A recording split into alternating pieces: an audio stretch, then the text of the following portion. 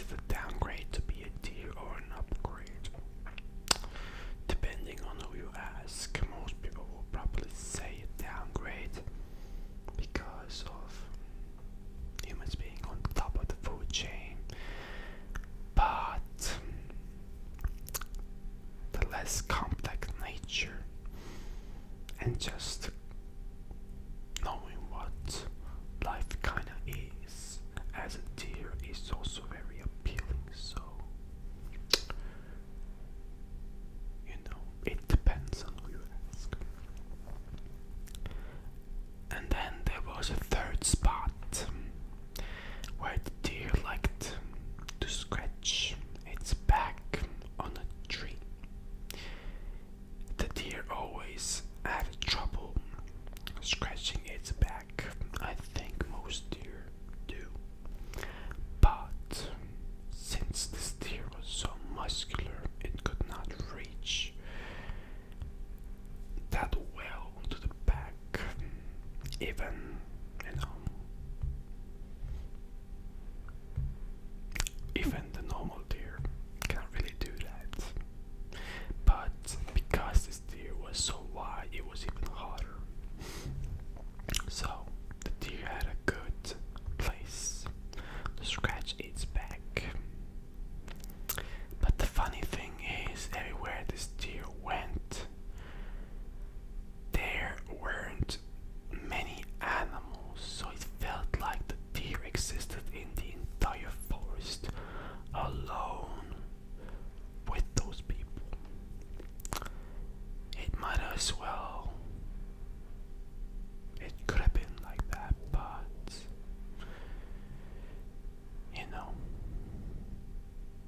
it would never know. Maybe they ran away. Whenever it stopped by thinking it's a predator, who knows? But because of this, the deer began to be a bit sad. It